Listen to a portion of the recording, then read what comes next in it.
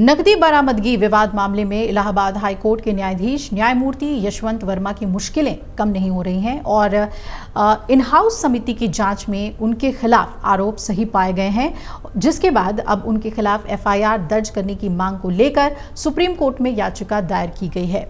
आपको बता दें कि इन हाउस समिति द्वारा न्यायमूर्ति वर्मा पर आरोप लगाए जाने के बाद सुप्रीम कोर्ट के मुख्य न्यायाधीश संजीव खन्ना ने उनके इस्तीफा देने के लिए उनसे कहा था। हालांकि न्यायमूर्ति यशवंत वर्मा ने इस्तीफा देने से इनकार कर दिया। इस पर सीजेआई खन्ना ने राष्ट्रपति द्रौपदी मुर्मू और प्रधानमंत्री नरेंद्र मोदी को चिट्ठी लिखी।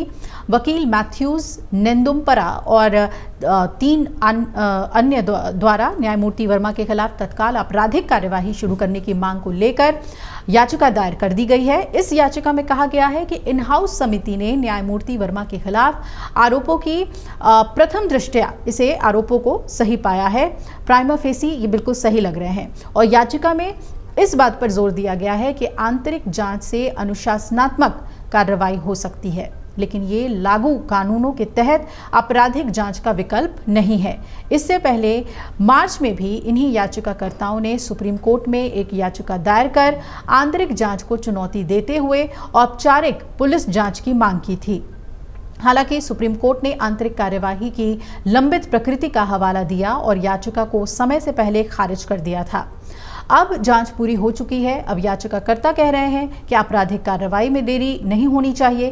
केंद्रीय गृह मंत्री अमित शाह और कानून मंत्री अर्जुन राम मेघवाल ने मंगलवार को राष्ट्रपति द्रौपदी मुर्मू से मुलाकात की, तो माना जा रहा है कि जस्टिस यशवंत वर्मा के संबंध में सीजेआई संजीव खन्ना की ओर से भेजे गए पत्र पर भी इस मुलाकात के दौरान चर्चा हुई है।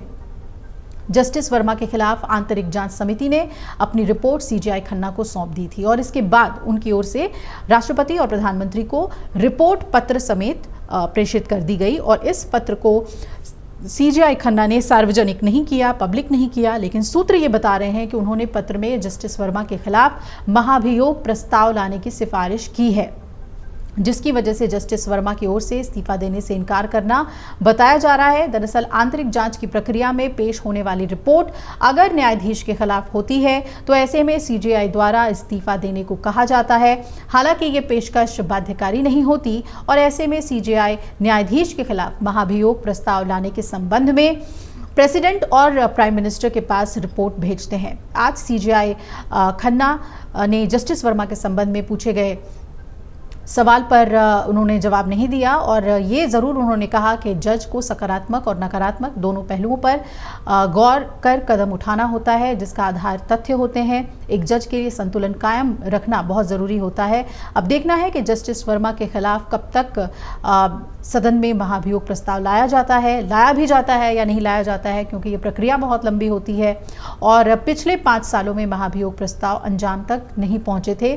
सरकार ये राष्ट्रपति भवन की ओर से मुलाकात को लेकर कोई भी आधिकारिक बयान जारी नहीं किया गया है, लेकिन केंद्रीय गृह मामलों और सहकारिता मंत्री अमित शाह और कानून और न्याय राज्य मंत्री और संसदीय मामलों के राज्य मंत्री अर्जुन राम मेघवाल ने राष्ट्रपति भवन में राष्ट्रपति द्रौपदी मुर्मू से मुलाकात की, तो ऐसे में अटकलें तेज हैं।